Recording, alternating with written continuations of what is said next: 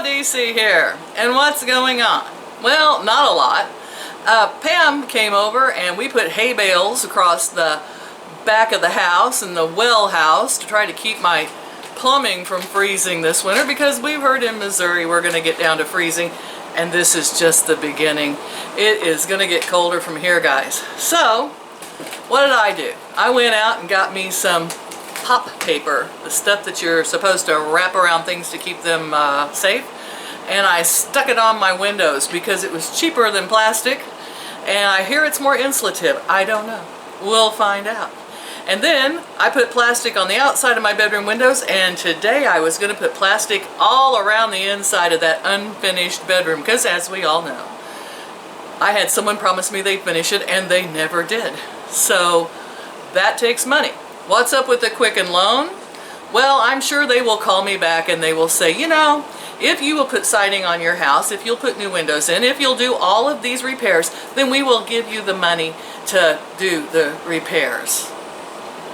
Yeah, I'll get right on that, guys. I'll just run out there and paint this whole place, put siding on myself. I don't have a truck, but speaking of trucks, Pam came over with her truck and we went and got hay bales. And Pam, you're a wonder. Thank you so much. So anyway, my bedroom when I get done plasticking is going to look like the bedroom of a serial murderer. That's okay. I'll just have to give a long explanation to anyone who sees it. Why is there plastic all over the inside of your bedroom? Well, let's see. And I did manage to do some other things. I wanted to talk about the carnivore diet, and I want to talk about image and the way we perceive and see ourselves. Isn't that strange? Because Melissa, one of my YouTube family, managed to go back through all my videos. She got the original picture I took to start and my 6-month carnivore picture after losing 60 pounds. And I was shocked I could see a difference. I posted it on my Facebook, which was the only place I could get it off of my phone onto. She's a computer genius, not me. All right. And then I got to thinking about it, and I went to pick up Mother, and she was at her rehab, and they had a full-length mirror, like one of those mirrors you stand in front of if you're a ballerina, you know, stick your leg up and look at yourself. I don't have full-length mirrors in my house for a reason, okay? So I only ever see myself from here up, and mostly on my videos. And I walked in and looked at myself, and I thought, yeah, I look almost normal. That is hard to believe. So, my leg, Olive. That made me think about image. I think that we get used to seeing ourselves a certain way, and even though I logically know my bathing suit is looser, I logically know my pants are looser, I know that you know, a lot of things are changing. I can tell because I can roll over now. I'm not having a lot of pain. I got up out of the bathtub the other day and didn't even think about it. You know, I wasn't struggling to get myself up out of it. I know these things logically, but when I look in a mirror or think about it, I haven't lost any weight at all. I look the same to me. And I think that's kind of an odd thing about our brain. Maybe just mine. I don't know, anybody else? I mean, even if you lose weight, do you still feel fat? You think of yourself as fat? You know, I think fat for me is more of a normal state than being thinner. And thin has never lasted long on me. It'd be interesting to see with the carnivore diet how long it lasts. Or if I ever get down to thin. You know, I'm just going to settle for near normal, which is fine by me. So that was an interesting revelation. I think that even though you lose weight, your body shape doesn't change. Now, I'm still built like a giant midget troll. You know, long body, short arms, short legs. Not an attractive woman whatsoever. And none of that's going to change as I lose weight. I will still have a long body, short arms, short legs. I will still look like a giant midget troll. You know, it's not going to change. And that's depressing. It's like, man, if I could have a few inches added to my legs and, you know, have some ribs removed so I had more of a waist. And we start thinking all these things, and I think we have to learn to just accept ourselves for the way we are, you know? Yeah. And this is what we got, and this is what we're going to have to live with. Let's just see if we can improve it so that it functions better for us into our twilight years and until we die. That's all I'm asking for, just a little more functionality out of it. Well, I love you all. Thanks for watching. Like, share, and subscribe to keep up with the insanity. And if you'd so like to donate and keep me rolling on my PayPal account, it is on my homepage. Click on my weird looking face down in the corner on the picture. And I do appreciate all the patrons of my heart who have done. You've kept me going, because heavens knows PayPal or YouTube doesn't pay. I know the Keto Connect kids were talking today about having a no sweetener challenge. Yeah, no, not going to happen on this channel. No, I can't live without my stevia.